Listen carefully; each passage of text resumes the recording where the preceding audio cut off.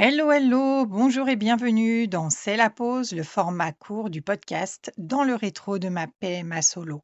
Un format court et plus léger pour alterner un peu entre deux épisodes plus profonds. Un format où on discute comme si on venait de se rencontrer à la machine à café. Ici, pas de jingle, pas de script, juste toi, moi et 10 petites minutes maxi pour souffler un peu, rire et se dire qu'on n'est pas seul à vivre tout ça.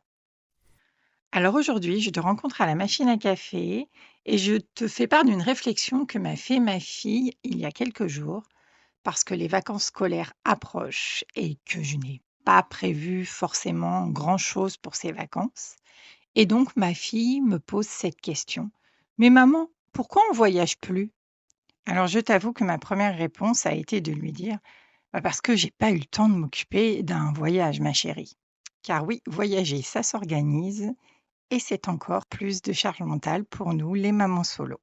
Pour autant, quand tu fais goûter les voyages à ton enfant, il en redemande. Et c'est chouette parce que c'est ce que tu veux à la base. Tu veux lui offrir une expérience différente, une expérience qui va lui permettre de voir comment on vit dans d'autres pays que le sien. Donc savoir qu'il veut de nouveau renouveler cette expérience, ça te ravit. Mais c'est non seulement de l'organisation, mais cela a aussi un coût.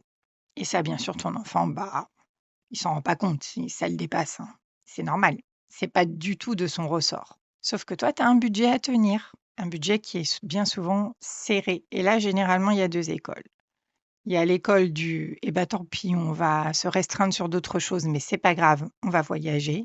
Et puis l'autre école qui se dit: «Bah, non, moi je préfère, vivre, mieux mon quotidien et puis, aller pas très loin pour les vacances, pas forcément voyager». Et les 2 sont totalement entendables, hein, bien sûr. Ce sont des choix qu'on fait pour nous et nos enfants. C'est nous qui gérons les cordons de la bourse, donc clairement, les choix, c'est nous qui les faisons. Maintenant, quand on a déjà eu l'opportunité de partir un petit peu, forcément, l'enfant a envie de renouveler l'expérience, comme je te disais tout à l'heure. Puis toi aussi, généralement, hein, quand tu as pris le temps d'organiser un voyage et de partir avec ton enfant, généralement, c'est pas pour te dire je vais le faire qu'une fois. Non, tu as envie, évidemment, que ça redevienne assez périodique. Et puis après, il y a voyager et voyager. Qu'entend-on par voyager? Ma fille, elle me parle de city trip parce que nous, c'est ce qu'on fait, ce qu'on a eu l'habitude de faire jusqu'à maintenant. Moi, j'aime bien partir 3 jours et 2 nuits dans une capitale ou une grande ville d'un pays européen, de nous balader dedans, mais voilà, pas plus en fait. Ça nous fait du bien, ça nous dépayse, ça nous permet de voir des jolies choses et en même temps, c'est pas trop fatigant, ça reste tout à fait faisable pour un enfant. Voilà, je trouve que c'est la bonne formule, en tout cas pour ma fille et moi. Qu'on soit bien d'accord, hein. Rien n'est pour tout le monde dans ce bas monde. Et c'est vrai que fin 2023, j'ai eu la chance de trouver une formule, mais alors fantastique, pour que l'on puisse commencer à voyager, ma fille et moi. Qu'on puisse commencer ces city trips notamment. J'ai adhéré à un organisme en ligne qui organisait des voyages surprises sous forme d'abonnement mensuel. Alors tu vas me dire quoi? C'est quoi ce truc-là? Et malheureusement, je vais te répondre, ne cherche pas, ça n'existe plus. Mais c'était fantastique. C'était vraiment génial. J'avais trouvé la formule idéale pour voyager. Ma fille allait sur ses 7 ans et je trouvais enfin un petit peu d'énergie pour pouvoir justement faire ces city trips avec elle. L'idée, c'était, je payais 85 € ou 90 €, je ne sais plus exactement, par mois à cet organisme et tous les 3 mois, on partait pour une destination qui nous était révélée que 3 semaines auparavant, sur des dates qu'on avait préalablement choisies, bien évidemment. Et c'est comme ça que j'ai fêté mes 50 ans avec ma chouquette à Lisbonne, puis qu'on s'est retrouvés dans la magnifique ville de Prague en juillet 2024. Et enfin, en octobre 2024, on devait faire un 3e city trip, mais malheureusement, la société a été placée en liquidation judiciaire juste avant. Nous, on attendait impatiemment notre destination et malheureusement, on a reçu un mail qui nous informait de cette liquidation judiciaire. Mais sans parler de ces déboires, franchement, la formule était géniale et surtout, ça nous a permis de commencer à voyager toutes les 2 et de découvrir, des jolies villes d'Europe dans lesquelles nous étions logés dans des hôtels super sympas en plus, puisque la formule, en fait, comprenait 2 billets d'avion aller-retour avec bagages main. Donc évidemment, hein, Si on voulait un bagage cabine, fallait rajouter, plus 2 nuits d'hôtel et un guide PDF avec les meilleures adresses de la ville. Donc pour moi, c'était la formule parfaite. L'hôtel qu'on a eu à Lisbonne était fantastique. On avait un rooftop avec piscine, même si bon, en février, on ne s'est pas baigné, hein, mais il y avait une piscine et la vue sur le pont du 25 avril, enfin franchement, il était superbe. C'était un hôtel super moderne, il était propre, il était en bon état. Franchement, il n'y avait rien à redire sur le choix de l'hôtel, à part qu'il était un petit peu excentré. Il fallait prendre le tram pour pouvoir se rendre dans le centre, de Lisbonne, mais rien qui ne se faisait pas, en fait. Et à Prague, on s'est retrouvés dans un Mama Shelter. Et là, réellement, moi, je connaissais le Mama Shelters de Bordeaux, mais pas pour y avoir dormi, uniquement pour y avoir fait un brunch ou une soirée, avant d'avoir ma fille. Donc je connaissais un peu l'ambiance de l'hôtel et celui de Prague était aussi fou, quoi. Puis surtout, tellement kids friendly, mais tellement. On était, vraiment dans une autre dimension. Les enfants pouvaient courir dans les couloirs, il y avait un coin jeu dans le hall de l'hôtel qui était immense. Ils se baladaient partout dans l'hôtel et ça n'embêtait absolument personne, hein. D'ailleurs, dans les parcs à Prague, c'est pareil. Les enfants gambadent partout, ça ne gêne absolument personne. Et puis, même dans les restaurants, enfin, réellement, on ne fait jamais de remarques, même si l'enfant se lève de table, fait tomber une chaise. Il n'y a aucune remarque, au contraire, c'est plus Don't worry, just a kid. Ça fait du bien, ce regard complètement apaisé vis-à-vis des enfants. Un regard qu'on aimerait bien plus souvent retrouver en France de la part des restaurateurs et des hôteliers. Et donc, pour en revenir à cette occasion de voyager, quand cette formule s'est malheureusement terminée, je me suis trouvée un petit peu dépitée parce que vraiment, je me suis dit: C'est à moi maintenant, je vais devoir tout organiser». Alors évidemment, c'est faisable, hein, qu'on soit bien d'accord, hein, il n'y a rien d'infaisable. Mais bon, ça prend encore beaucoup d'énergie et de temps.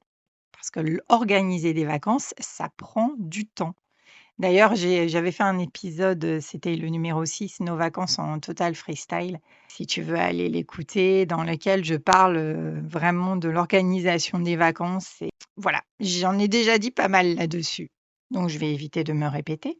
Mais c'est vrai que moi aussi, j'aimerais bien qu'on reprenne un petit peu ces voyages. Bon, après, c'est vrai qu'il y a aussi cette dimension écologique avec notre empreinte carbone. Parce que qui dit voyager dit souvent quand même prendre l'avion. Ça laisse une empreinte carbone pas top, disons-le. Et puis en même temps, on se dit pourquoi nous on le ferait pas alors qu'il y a tellement de personnes qui le font sans s'en soucier ou qui s'en soucient beaucoup moins que nous. Donc je pense qu'en voyageant raisonnablement 1 à 2 fois par an, ça va. On reste sur une empreinte carbone correcte et ça nous permet quand même de voir d'autres villes, d'autres façons de vivre. Encore une fois, je ne me suis pas éloignée de l'Europe avec ma fille jusqu'à maintenant, hein. Donc, on n'est pas sur 9-10 heures d'avion, on n'est pas non plus parti sur d'autres continents. Alors moi, j'adorerais l'emmener aux States, hein, puisque moi, je suis une grande, grande fan de New York et j'ai bien envie d'emmener ma fille là-bas, évidemment. Mais je pense qu'elle est encore un petit peu trop jeune pour bien profiter. On verra plus ça vers 10-12 ans. Quoique 10 ans, c'est l'année prochaine. Ouh!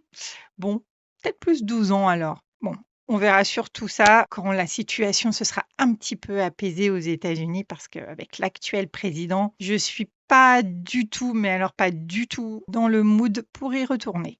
Même si ma fille m'a déjà demandé: «Maman, un jour tu m'emmèneras à New York?» et je lui ai répondu, fin des années 80: «Oui ma chérie, un jour, j'irai à New York avec toi». Et puis une autre solution pour éviter de bien faire flamber notre empreinte carbone, c'est de prendre le train et ça, moi j'adore. J'adore le train. C'est vrai que j'aime les voyages en train. J'ai toujours aimé ça. Alors c'est vrai que depuis que je suis maman, c'est un peu plus compliqué parce que le train, c'est plus long et donc ça suppose que l'enfant soit assis plus longtemps et ça, c'est compliqué pour les enfants, hein. On va pas revenir, sur cette grosse polémique de la SNCF, même si bon, je n'en pense pas moins. Mais c'est vrai que maintenant, elle est un peu plus grande et du coup, je me dis: «Bon, c'est plus facile de faire des voyages un petit peu plus longs». D'ailleurs, l'année dernière, nous sommes partis à Barcelone. Alors, on avait fait une petite pause, hein, entre-temps. On était allés dans la famille, à Toulouse, donc on a fait une petite pause de 2-3 jours, puis ensuite on est reparti directement pour Barcelone. puisque oui, je voulais emmener ma chouquette sur les lieux de sa création, on va dire. C'était quelque chose que je m'étais toujours promis de faire quand j'allais faire mes IAD. Je me suis dit que je reviendrais un jour dans cette ville, mais pas seule, avec l'enfant que j'y aurais conçu. Et donc, en février-mars 2025, on est parti là-bas. On est pareil, on est resté 2 jours et demi, je crois, à Barcelone. Et puis, on a fait plein de choses sympas. Le parc Güell, le zoo de Barcelone. On a eu un temps plutôt correct. Et puis, c'était chouette de faire ça en train. Bon, au retour, on est passé par Perpignan parce qu'on avait des amis à aller voir là-bas. Donc pareil, on a fait des petites pauses et c'est ce qui a fait aussi que le train a été bien vécu parce que nous avons fait des pauses. J'ai encore pas tenté les 5, 6 heures, 7 heures de train avec elle, mais c'est vrai que moi, c'est quelque chose qui vraiment me motive. Et notamment, il y a un pays que je voudrais vraiment aller visiter et une ville que j'ai vraiment envie d'aller voir, c'est Copenhague. Et je m'aperçois là maintenant qu'il y a des trajets pour y aller en train. Je rêverais de faire ça avec elle. Mais je pense qu'il y a encore un petit peu trop d'heures de train, malheureusement. Toujours est-il que voyager en train, c'est possible aussi. Alors voilà ce que j'ai répondu à ma chouquette à sa question. Mais maman, pourquoi on voyage plus? Déjà, j'avais pas trop le temps ces derniers mois pour organiser un voyage comme ça, un city trip, parce que ma reconversion professionnelle m'a pris énormément de temps. Donc, c'était très compliqué pour moi de faire ça, mais j'ai tout comme elle envie, évidemment, de revoyager. J'ai envie de revivre des expériences avec elle uniques et extraordinaires, comme on a vécu à Lisbonne, à Prague et même à Barcelone. Mais là, pour ces vacances, ce sera une petite évasion, on va dire, régionale, parce qu'on a quand même la chance d'habiter dans une très belle région, la Nouvelle-Aquitaine. Et donc, on va certainement partir 2 ou 3 jours dans une ville qu'on adore toutes les deux, qui est La Rochelle. Si tu es de La Rochelle, sache qu'on va venir y faire un tour. N'hésite pas à te signaler, au cas où, ça me ferait plaisir de rencontrer une auditrice. Donc n'hésite pas, on adore La Rochelle. C'est vraiment une ville, on y est allé déjà plusieurs fois, mais on adore. On adore, le fait qu'on puisse aller se promener sur le port, aller à la plage, aller dans le fameux parc où il y a des animaux que ma fille, adore, un parc, totalement gratuit et libre d'accès. C'est une destination qu'on aime beaucoup, vraiment beaucoup toutes les 2, qui est facile d'accès puisque là, on est sur 2 heures et demie de train, donc tranquille. On va se prendre un petit hôtel pour 2 nuits, puis on va aller gambader, on va aller s'aérer, on va aller se changer les idées, prendre un peu d'air marin et puis revenir, pleine d'énergie pour la suite des aventures. Et si tu n'as pas encore voyagé avec ton enfant, ne culpabilise pas, ça sert à rien. Tout arrive à point, à qui sait attendre, comme le dit si bien le proverbe. Sache aussi que tu n'as pas besoin d'attendre une grande destination, que tu n'as pas besoin de faire énormément de recherches. Bien souvent, 2, 3 jours comme nous, là, à La Rochelle, dans la région, en fait, ça permet tout simplement de s'aérer, de se faire du bien. Le seul conseil que je te prodiguerais, c'est pour le coup, laisse-toi aller. Franchement, lâche prise si tu pars 2, 3 jours. Prévois un petit budget resto, hôtel, parce que réellement, même s'il est pas très gros ce budget, tu peux faire des choses très sympas. En plus, avec les enfants, c'est simple. Une pizzeria, une crêperie, ils sont hyper heureux. C'est facile, c'est pas très cher. On mange une glace, une crêpe, tout est chouette. L'important, c'est qu'on soit main dans la main, qu'on regarde le même point d'horizon et qu'on profite ensemble. Voilà, cet épisode est maintenant terminé. J'espère qu'il t'aura plu. N'hésite pas à me laisser un petit message sur Insta en MP ou sur l'adresse dans le rétro de ma PMA solo à gmail.com. N'hésite pas à le partager également pour qu'il arrive aux oreilles de toutes celles qui ont besoin de l'entendre. Tu peux maintenant reprendre une activité normale. À bientôt. Bye bye.